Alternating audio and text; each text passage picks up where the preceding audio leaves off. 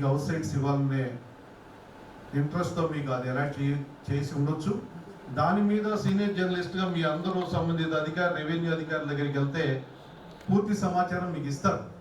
మరి అది మీరు తెలుసుకోకపోవటం మన లోపం కూడా ఉంది. నేనైతే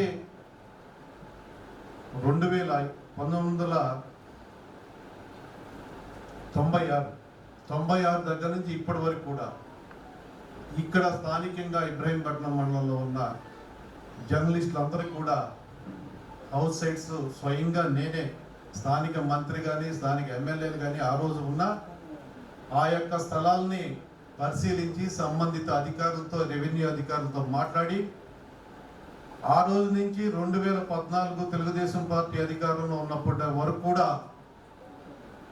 ఈ యొక్క జర్నలిస్ట్ సోదరులందరూ కూడా హౌస్ సైట్స్ నేనే అలాట్ చేయించాను.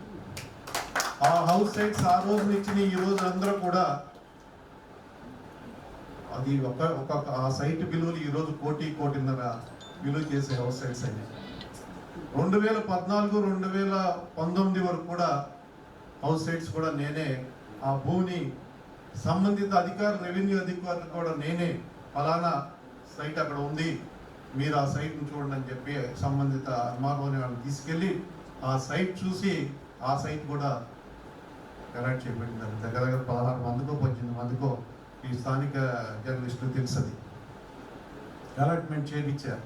ఈరోజు కూడా భూమి ఆ సైట్ వాల్యూ 1 నుంచి 1.5 అయింది. అప్పటి నుంచి ఇప్పటి వరకు కూడా ఇక్కడ ఉన్న జర్నలిస్టులు అందరూ కూడా ఈ రోజున పెద్ద పెద్ద బిల్డింగ్లు కట్టుకున్నారు.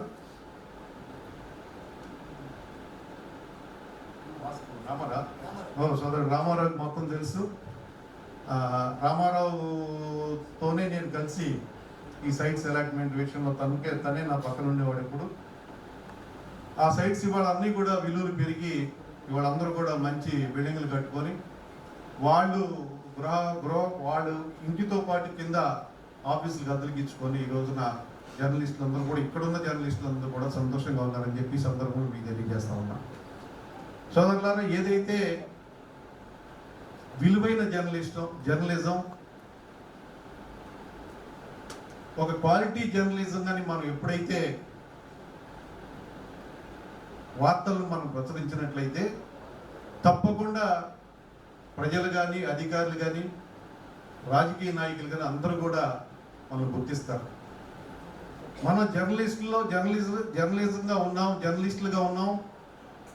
మనం ఏదో ఒక వార్త రాసేసాం, ఎవరో చెప్పిన మాట వినాం, లేకపోతే వారి మీద వ్యతిరేకతతోనో మనకు వార్త రాస్తే జర్నలిస్టులుగా మన విలువల్ని మనమే పాటు చేసుకున్నాడు. మన విలువల్ని మనం కాపాడుకోవాల్సి ఉన్నట్లయితే క్వాలిటీ జర్నలిజం, విలువైన జర్నలిజం, వాస్తవాలను ప్రజల దృష్టికి తీసుకెళ్లే జర్నలిజం అని మనం చేసి ఉన్నట్లయితే తప్పకుండా రాజకీయ నాయకులు కావచ్చు, అధికారులు కావచ్చు, ప్రజలు కావచ్చు, అందరూ కూడా మిమ్మల్ని గుర్తిస్తారని చెప్పి సందర్భంగా మీకు తెలియజేస్తా ఉన్నా. జర్నలిజం అనేది ప్రభుత్వానికి ప్రజలకి వారధి. ఈ వారధి పటిష్టంగా ఉండాలంటే క్వాలిటీ జర్నలిజం ఉండాలి. ఎప్పుడైతే ప్రభుత్వంలో ఉన్న లోపాలని ప్రజలకు తెలియజేస్తున్నారో, ప్రజలు పడుతున్న ఇబ్బందుల్ని ప్రభుత్వానికి తెలియజేస్తున్నారో అప్పుడే ఈ యొక్క జర్నలిజం యొక్క విలువలు పెరిగేయడానికి అవకాశం ఉంటుందని చెప్పి సందర్భంగా మీకు తెలియజేస్తా ఉన్నాను. సోదరులారా, మీరు నన్ను ఆహ్వానించడం, మీ యొక్క సభలకి ఏదైతే ఈ యొక్క సభ ఉందో ఈ సభకు నన్ను ఆహ్వానించిన ఈ జర్నలిస్ట్ సోదరులందరూ కూడా నా హృదయపూర్వక నమస్కారాలు తెలియజేస్తూ మన నూతన కమిటీకి నా యొక్క అభినందనలు, శుభాకాంక్షలు తెలియజేస్తూ జర్నలిస్టులకు ఎప్పుడు కూడా నేను అండగా ఉంటా, నా వంతుగా నా సహకారం ఎప్పుడు కూడా మీకు ఉంటుందని చెప్పి సందర్భంగా మీకు తెలియజేస్తూ నాకు ఈ అవకాశం ఇచ్చిన మీ అందరికీ కూడా హృదయపూర్వక నమస్కారాలు తెలియజేస్తాము. సెలవు తీసుకుంటాము.